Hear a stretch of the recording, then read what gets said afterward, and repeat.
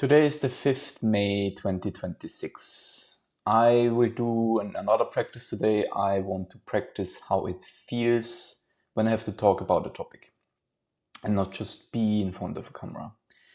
This still all serves of overcoming my hesitation of working on videos for YouTube and reducing my fears involved with them. The topic I want to talk about and that I picked is the Star Wars show Small Shadowlords, which yesterday had its last episodes, and I watched them. Just a small spoiler warning if anyone is really watching this, which I don't think so, but just that I have it in here. A spoiler warning: I will spoil things of the show. So if you want to watch it without any spoilers, don't watch this video. Alright, Small Shadowlords. Small Shadowlords is a Star Wars show about the villain Darth Maul, which after Phantom Menace is just called very much Maul. I really like the show.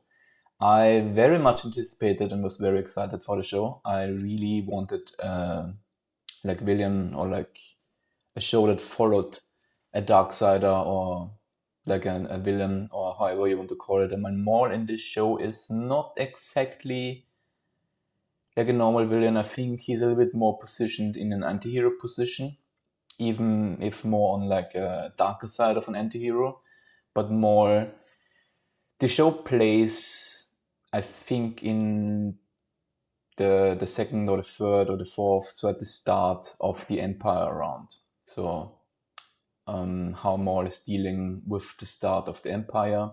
He lost his like Shadow Collective, his like, criminal underworld scene after the Mandalorian raid in the end of Clone Wars. And he has to rebuild after that, and he has very little left.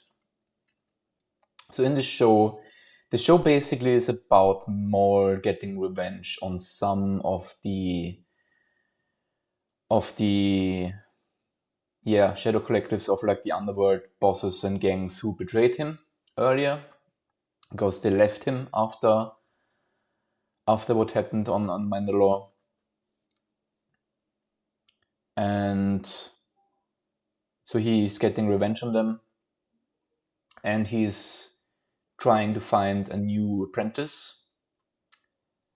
I haven't remembered her name to be honest, but the woman of the Jedi Master Padawan, the Padawan woman, he seeks as his apprentice. And the show basically is about, well, first it starts with him getting revenge. It starts with them meeting, Maul trying to bring her on his side, but she doesn't want to. He's resisting. And they both coming into trouble with law of the local law enforcement, and then the Empire comes in and they have to ally together to get away and escape the planet and the Empire. And in the end, they have to face Inquisitors and they have to face Darth Vader, and in the end, the apprentice and Maul escape. So the big story arc, kind of, if at least for Maul, is first he gets revenge. He actually has his follower. He loses a lot of his followers, but he's actually getting closer to having control over some of the underworld organizations, again. And he actually gets his apprentice at the end. So Maul is winning in this, at least in the long run. He has very dark and very like bad moments. He's, especially in the later episodes, he's very down. Let me just maybe talk a little bit about what I do not like about the show. Actually, there's not a lot to talk about. My feeling of like what did I not like was, while I was watching it, that it's a little bit slow, but not in the sense that I had an issue with the pacing. More of that I had an issue. I knew it were only 10 episodes, and with the tempo they were going in, I was I had the feeling of I just want more of this. So how slow the setups are in a way, because it had like half of the show kind of were set up for the second half. And for the length of the show, I had the feeling of it's I want more of this, so I would want it to be a little bit more dense because I just want more of the show, which is kind of a very, I guess, good critique on the show where you say, okay, I would like it to be a little bit denser because there are not that many episodes and I just want to see more of this. That's kind of the worst thing that I can say about the show. I don't exactly have an issue with like the pacing or like how fast or slow and how it moves. That's again also everything more so in relation to I just want to see more of it. So I felt I wish it would be a little bit denser. It would do a little bit tighter story arcs, maybe like a little bit more an end to just have like 1, 2, 3 episodes that make a very nice and tight story arc. But it's also not that long of a show. Like the episodes are between 20 and 35 minutes or something, or 25, 35 minutes. So around 30 minutes. Some are even a little bit shorter. So that probably wouldn't work as well. But again, my critique, I just want more of it. I hope we get new seasons. The very first, then let's just switch to the good parts. The first thing that I really noticed and stood out to me actually were the visuals. I think the visuals and the animation are a step up from the previous animated series. I mean, maybe not so much from Bad Batch that already was like the latest seasons very high. But I watch a lot of the animated Star Wars shows. I rewatch a lot of like the Clone Wars series and especially Rebels, which are great. And I also think they're not aging badly because they have a very also stylized art style. So the aging there is not so much issue. Of course, like the first Clone Wars episodes are decently dated from the visuals, but are also watchable at the end of the day. But the visuals are very much, I thought, like very stunning. Like visually, this is a very amazing show, I think. But also from the story, there are actually a lot more characters than I would have thought in the show that are also very interesting. It's the setting and like the feel of the show is very dark, and it's also kind of grounded, as much grounded as you can be with like Maul and like Inquisitors and Jedis and so on. But I do think like how in a way how like they are moving slow, they are building a lot of characters. I'm not so sure if they've done a lot of building from the world as much. It's very much a show about the characters, but I do think it has a little bit more grounded taste. I think from just the successes lately, from Endor and other things that are also a little bit more grounded. I mean, again, it's not looking at like normal people, but I think the approach is a little bit more grounded and is just a little bit more immersive in the way how like real you tell stories about characters and how relatable you make them.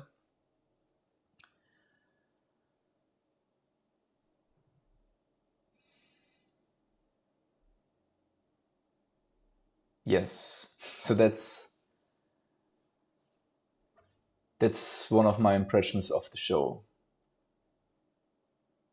I have to say I really like the action scenes. I think the show has amazing like lightsaber fight scenes. It has quite a few of them. Maul is really great in that show. Like the display of him, I think he's pictured really amazingly. Especially if you have watched everything.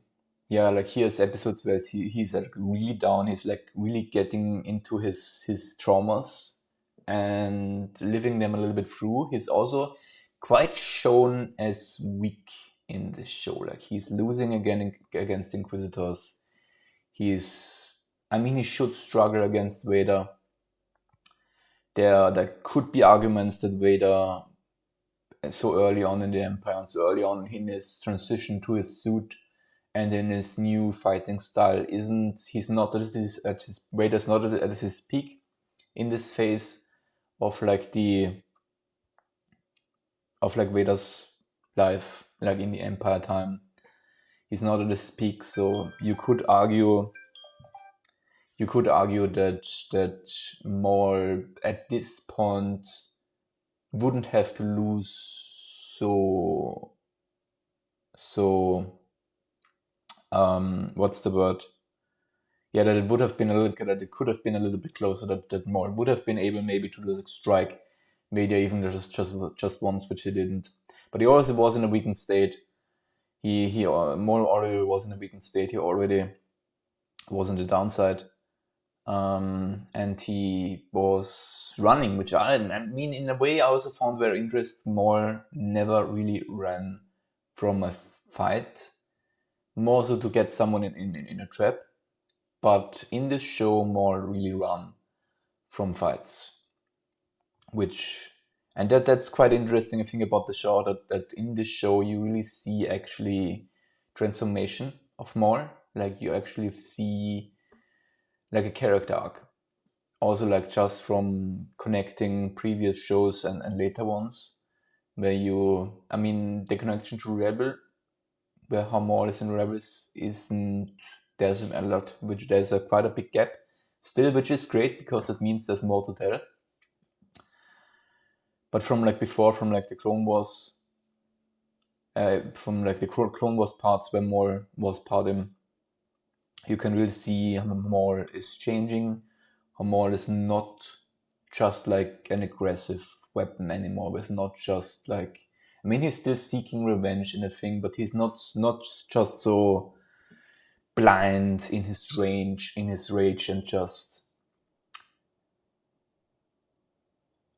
he's just bursting out with his emotions. He's very controlled. He's also, in a way, a lot more humble. He's also, I think, a lot more realizing that, well, all of the bad thing, everything that he lost, everything that was bad in his life was done to him by Sidious. I think the show really shows us very well exactly the transition from him blaming Jedis, blaming whatever, being just enraged with something, being like just an animal and a weapon, or just seeking revenge on Kenobi, to realizing Sidious did this to him. All of the pain, everything that he hates, all of the thing that he dislikes, all of the suffering that he had to go through physically and mentally, came from his master, from Darth Sidious. And he wants to do something about it. It also was I found really interesting that in the show that Maul had a part where he saw his past, where like Sidious trained him, and like how Sidious has like took him from his family, took him from his brother when he was a child, tortured him and forged him into a weapon. And Maul had a moment where he saw a reflection of him as his like younger self, as he was a child, and he comforted himself as this child. And he had, probably for the first time ever, the thought that he cannot let Sidious do this pain, cause this suffering, not just to himself. That wasn't even the thing. He said something like he cannot allow Sidious to cause this pain to anyone else ever again. So for the first time ever, Darth Maul had a small moment, a small display of wanting to actually do good in this world, where he actually wants to prevent others from having to go through what he has to go through, because this is so horrible and so bad and like hurting and suffering for him, that he had a moment where he wants his pain and his suffering to be seen, and he doesn't want anyone else to has to go through that. Even if that was just a small moment and that's not probably guiding his bigger intentions, he had this moment. For the very first time, we saw more with a genuine good intention. I mean, that's not something that will continue. Again, we see Moore's end. And I think that's also just very much this very small, he's in a very broken mental state where you can see that. But I found it very interesting to see that character arc. We can see actually a little bit of break, a hint through like some gaps in his mental states where you can see he actually wants to form bonds with someone, or he really wants to connect with someone. He wants to have kind of a family, someone he can actually also care for, someone he can be good with in a way. Like even in his, he can't do this, so he have to do it in this Sith master apprentice way, how it had it with his brother. I think he also, in the show, you could saw that his connection to his brother Savage was a lot deeper than was shown in Clone Wars, and that he's really missing his brother, and he surrounded himself with two of his folk, even if they were different, and he probably lived a little bit through them, but he had them around them, and these two